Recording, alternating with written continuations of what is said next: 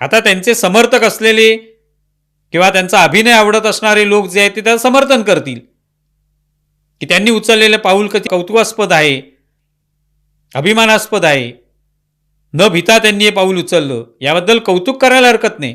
पण पुढे काय, साध्य काय होतं? शेवटी आपण एखादं पाऊल उचलतो, एखादी भूमिका घेतो आणि मैदानात उतरतो, त्याच्यातून काय ते साध्य झालं पाहिजे. साध्य काहीच होत नाही. सरकारसुद्धा हे त्या ठिकाणी अनुकूल नाही आहे सध्या की लोकांनी यावं आणि पर्यटनाला सुरुवात करावी, आनंद साजरा करावा.